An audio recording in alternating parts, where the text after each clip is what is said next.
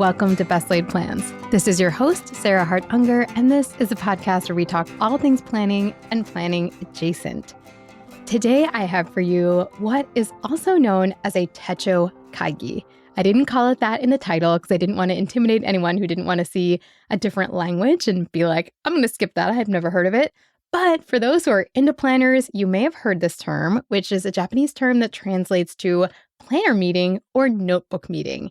And it's a practice where people can gather either alone or with friends. I think with friends sounds like much more fun, to review their current planners and notebooks, reflect on how they've been used, and to plan their systems for the upcoming year or period, whatever season is chosen. And the goal of this techo kaigi is to ensure that the person's planner system still works and feels good, and maybe generate ideas about what might be good to try in the future. So I first learned about the techo kaigi probably through the Stationery Cafe podcast, because the ladies on that podcast, they are lovely. And they actually don't release episodes that often anymore. I haven't seen them come up in my feed, but I'm sure their archives are there. And they did this practice at least once per year where they would all get out all their planners and books that they were using and talk about what was working and what didn't. And they tended to have very interesting taste in products. A lot of fountain pen users there, plotter products, Hobonichi products, brands I hadn't even heard of, but super interesting. And then I would say that Amanda's Favorites, one of my favorite planner YouTubers who does great reviews of different planners, she doesn't use the term techo kaigi, but she often will do a mid-year or even like 1 quarter in what's working and what's not. So that's her analysis. And finally, the team at Jet Pens has been releasing their own YouTube videos for their mid-year techo kaigi, talking about what's kind of stood the test of time throughout the year and even a glimpse of what they're thinking about for next year. And I had fun watching those recently. So I was trying to decide what to do this week. Honestly, I think I came here last week on the mic and said, it's been a rough week. And the rough weeks are just kind of piling on top of each other right now. There's so many good things, and I really shouldn't complain. There's terrible things happening all around the world. So my minor struggles are nothing compared to many. But just zooming into myself, there's just been some minor challenges. And I was trying to decide whether to release a new episode this week or perhaps to do a re-air when I came up with the idea that perhaps a techo kaigi would be in order, since I have started thinking about my systems, what I really like about them currently, and what I'm thinking about shifting for next year. So here we go. So before we get started with the actual tools and how I'm feeling about them, I think it's fair to just stick a note in here with a global overview of the year 2025 so far for me personally. You guys, if you've been listening most weeks, you've gotten to follow along in a lot of the roller coaster. It's been a year of many wonderful things. My kids have entered a new school and are having a great time. I have a book coming out that got finished this year and is ready for pre-order, by the way. If you would like to see some of the people that I admire so greatly and what they had to say about the book, if you look it up on any of the places where you buy books, you can see those quotes there. I'm so great for the people that were willing to read the book and give their initial opinions and how nice they were. Sorry, that's a huge digression, but that's a huge, great thing that has happened for me this year, that my book is coming out and was finished during 2025.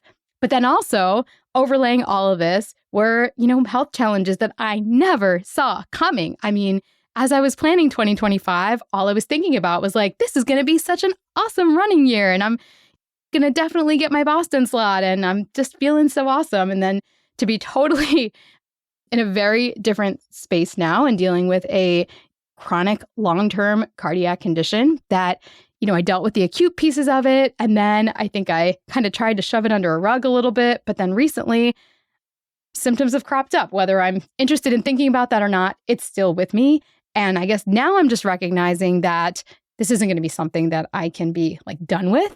I mean, many people do reach kind of a steady state on different medications, and maybe I will get there, and maybe there has to be some more learning, figuring out what my body can take and what it can't take now. But yeah, let's just say there have been big ups and downs and then small ups and downs layered on top of those. And recently, I've even been going through some different adjustments and figuring things out with that. So that's really flavored my year, probably has changed some of my needs for what kind of planners I need, what I need to record things, etc. it's definitely influenced my daily rhythms from how I exercise to how I manage stress. And it just needs to be mentioned since there's so much of an influence of my health challenges in this calendar year. Maybe less next year, let's hope. But also, again, this acceptance that it's probably going to be something that to some degree I have to manage forever. And that's okay. All right, so on to my group of planners and what I'm using right now and what's working and what is not. So to no one's surprise, my main planner that I'm using on a daily basis is my Hobonichi cousin. Now, I've gone through a couple of cousins this year. I had a January start Han at the beginning of the year with a beautiful Liberty cover, but then when stuff happened, I was like, I cannot look at the stuff in here, and I ended up switching. And after a couple of swaps, I have landed in a Hobonichi Avec, which I've used many times. It's also a cousin, but it's in Japanese and not English. That doesn't bother me at all since I really didn't pay a lot of attention to the quotes that were in English in the English version. So, and I really like that I was able to have a fresh start in July and get the July to December book. So I'm using that and it's working very well for me. I'm using it in my typical fashion. I'm still using the weekly layouts in there as my calendar source of truth. And I have my weekly task list there as well. I have my monthly goals recorded on the pages therein. And then every single day, I kind of have my routine of setting up my day, making my to-do list, tracking various things on my daily pages, including things like media, like what I've read and what I've watched, and obviously, time-sensitive commitments and all that kind of things. I know I've shared kind of some of the quirks of my daily spread before, and I'm happy to delve even deeper to that as people are thinking maybe about what they want to do for next year. But suffice it to say, the cousin has been serving my needs really nicely. I've also been using the monthly spread in there to do my work planning ritual, which I've been doing kind of at the start of every month. It's September 1st as this airs, which is exciting.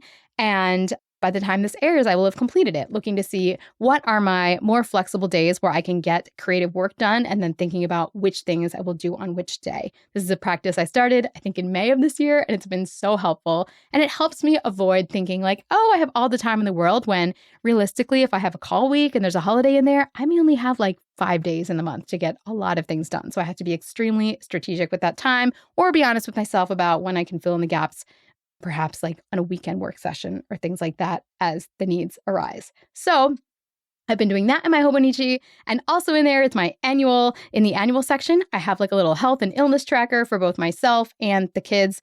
I've been doing that for a few years off and on now, and that has been serving me well as well. So I feel like an assessment of that planner and whether it's fitting my needs, the answer is generally yes. I do plan on staying in a Hobonichi cousin for 2026. I think the one thing that's been a little bit annoying is when I do that monthly planning part, I might prefer to have that in a separate book. Sometimes I want to have that open while I'm looking at my weekly spread. So more on that to come because I'm not entirely sure that's where I like having it. And one thing that I missed that I used to do on the monthly spreads in the Hobonichi cousin was that I used to track my reading in there. And I had like a little color code where I could see progress I was making in books. And I really enjoyed that. And then I just stopped and started doing kind of like the work planning instead. So a little bit of moving those things around, perhaps in the future. In addition to the cousin, I have a little sidekick book that I'm using for lists and future planning. And right now, what I'm using for that is an 18-month Erin Condren planner that has the months of July 2025 all the way through December of 2026. I needed a book where I could put like my next year's call schedule stuff in there and all the gymnastic meets that are happening in 2026, since I definitely don't have my like regular planner yet. This is serving as a dumping ground for all kinds of future things. And since it has lots of blank pages, it's been nice to just put one-off lists from packing lists to back to school readiness lists, like anything that I just feel like capturing on paper, usually things that are more transient. I know I'm not going to need them long term, have been fun to put in this little book. I feel like in the past, I've also used something like a Astrology notebook for that, but I do like having those monthly spreads there as well so I can do the future planning. All right, we're going to take a quick break, and I'm going to get to the few other tools that I still have in use for 2025. Today's episode is brought to you with support from Mint Mobile. If you're still overpaying for wireless, it's time to say yes to saying no. At Mint Mobile, their favorite word is no. No contracts, no monthly bills, no overages, no hidden fees, no BS. That's why you should say yes to making the switch and getting premium wireless for $15 per month. Mint Mobile's plans start at $15 per month, and there are no unexpected overages or hidden fees. all Mint Mobile plans come with high-speed data and unlimited talk and text delivered on the nation's largest 5G network. You can use your own phone with any Mint Mobile plan and bring your phone number along with all your existing contacts. So ready to say yes to saying no? Make the switch at mintmobile.com/BLP. That's mintmobile.com/BLP. Upfront payment of $45 required, equivalent to $15 per month. Limited time new customer offer for first 3 months only. Speeds may slow above 35 gigabytes on unlimited plan. Taxes and fees extra. See Mint Mobile for details. Today's episode is brought to you with support from Green Chef. I love fall energy, like the fresh start of back to school, plus all of that delicious fall food. Warm, homey flavors just make everything feel comforting. Plus, with the new seasonal energy, it's the perfect time to reset and bring healthy habits back into focus. Green Chef can help you do just that, even if your season is packed with school festivities and events. Green Chef's meals are made up of real, clean ingredients, and they help you build lasting healthy habits without the hassle. With 80-plus dietitian-approved weekly meal options, Green Chef makes it easy to find meals that fit your lifestyle. Pick from Mediterranean, gluten-free, plant-based, and protein-heavy. There's even a gut and brain health option and calorie-smart choices, too. They really are family-friendly, and my kids are always so excited for our Green Chef dinners. Make this fall your healthiest yet with Green Chef. Head to greenchef.com/50bestlaid and use code 50bestlaid to get 50% off your first month, then 20% off for 2 months with free shipping. That's code 50bestlaid, as in 50bestlaid, at greenchef.com/50bestlaid. Today's episode comes to you with support from IXL.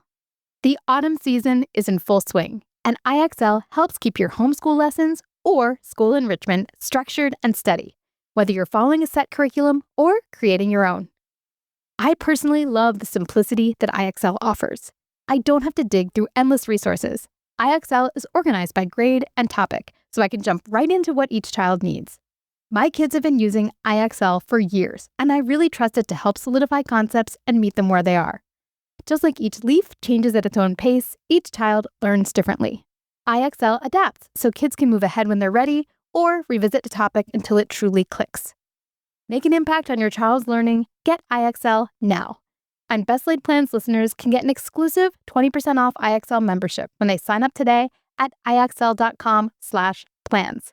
Visit IXL.com/plans to get the most effective learning program out there at the best price.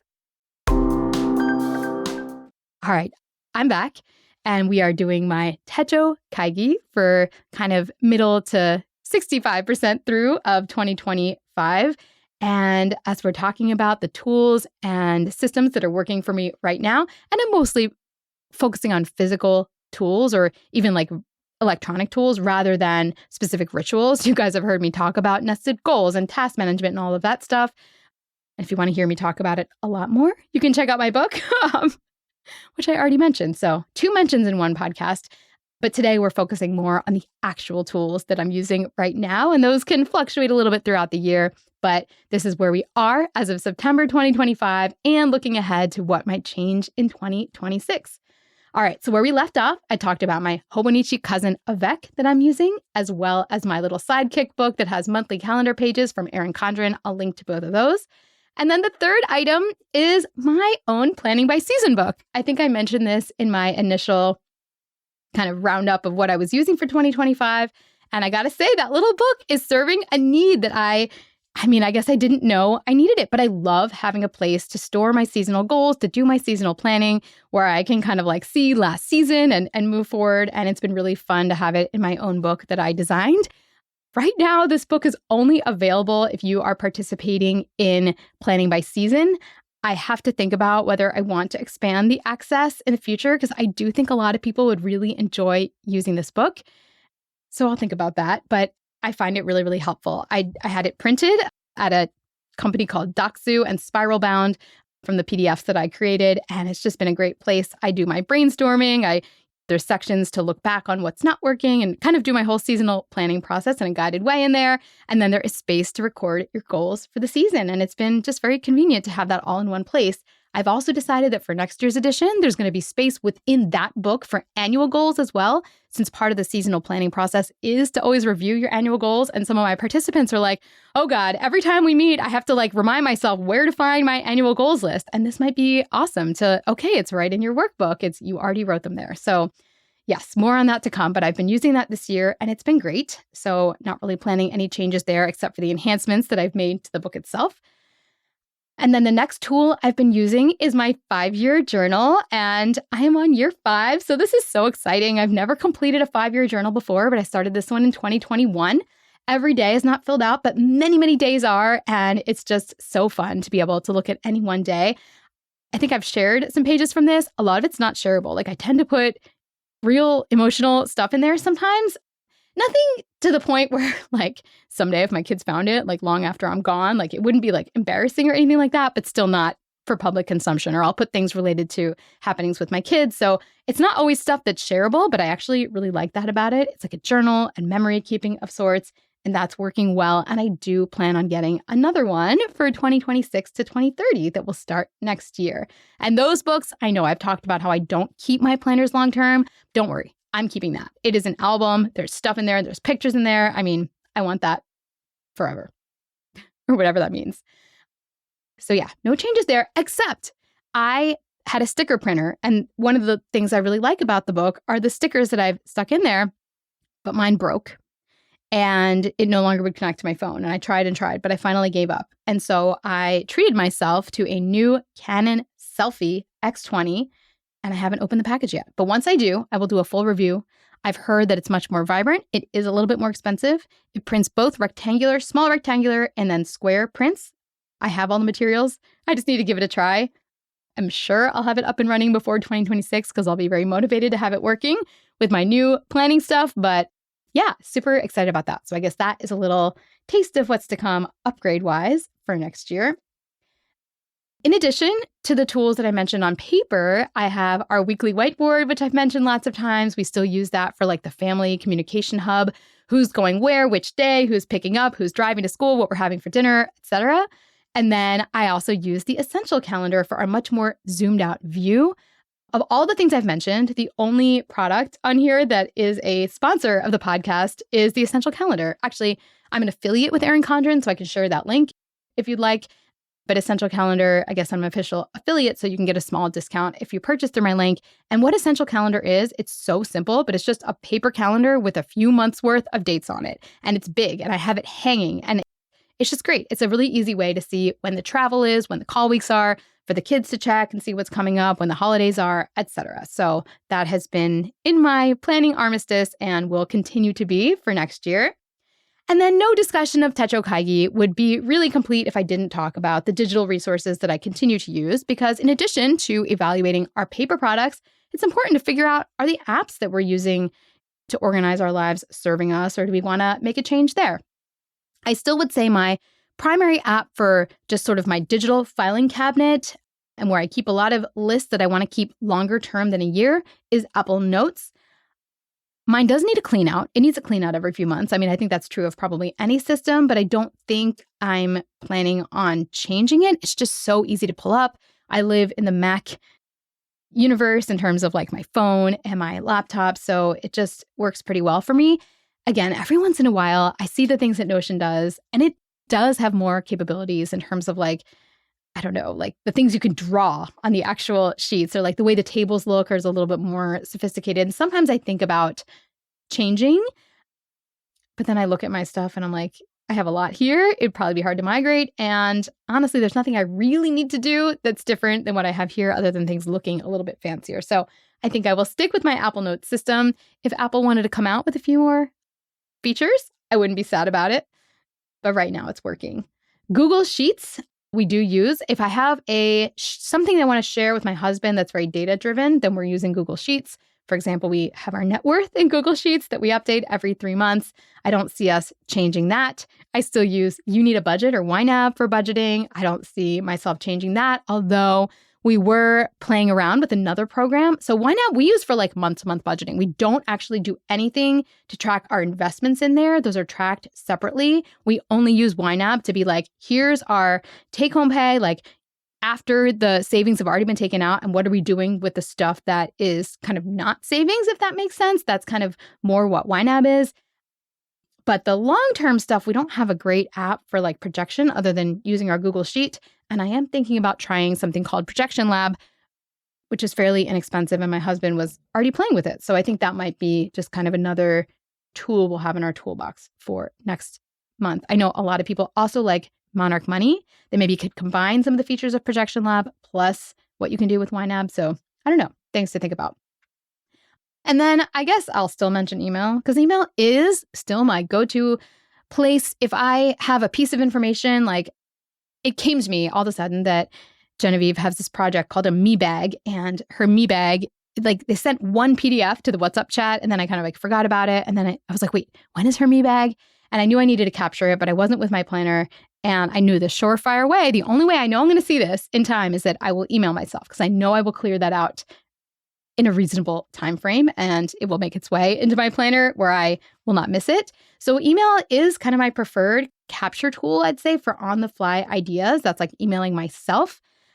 And I do continue to feel that getting to current or zero, really, I prefer zero. I know some people prefer just current, is a really helpful practice for me. But I will say this year, it's been very difficult to do that as often as I would like. That's probably more of a like life choices troubleshooting than a planning systems troubleshooting issue. But I think it does deserve a mention just because it's something I'd like to work on in the future. Now, in terms of my last category I had here is like, what doesn't feel awesome about my system or what would I like to change?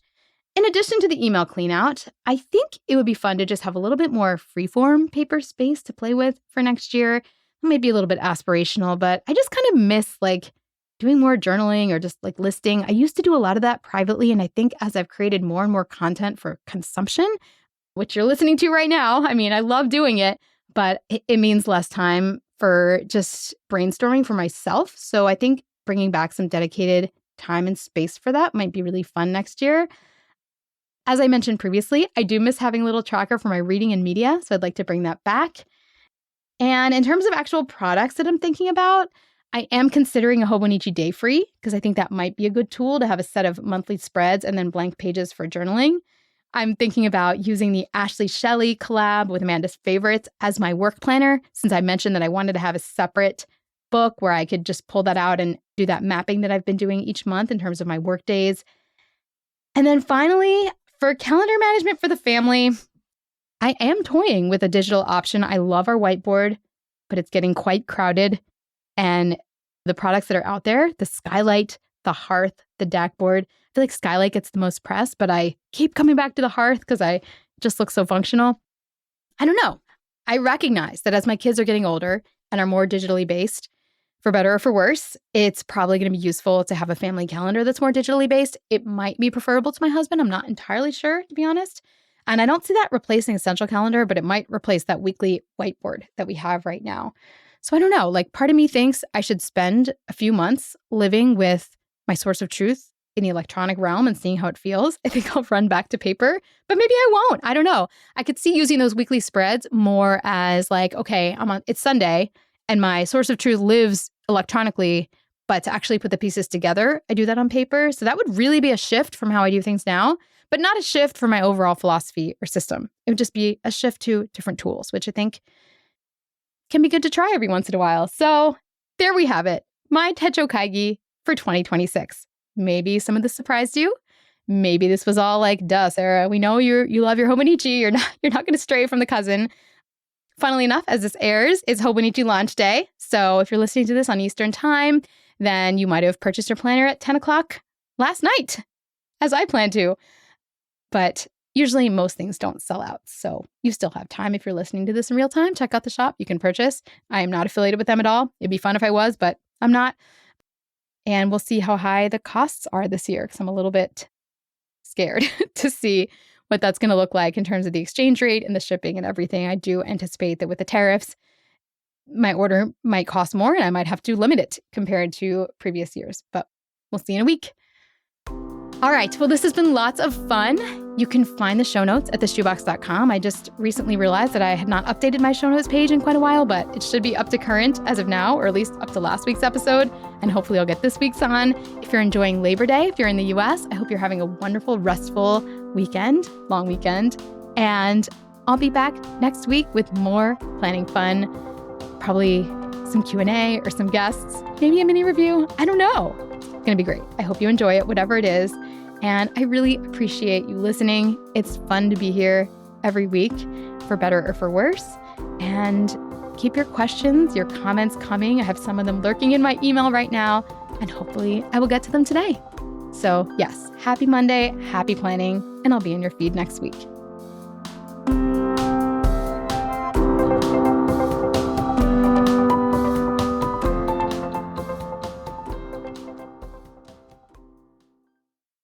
This podcast is part of the Sound Advice FM network. Sound Advice FM, women's voices amplified.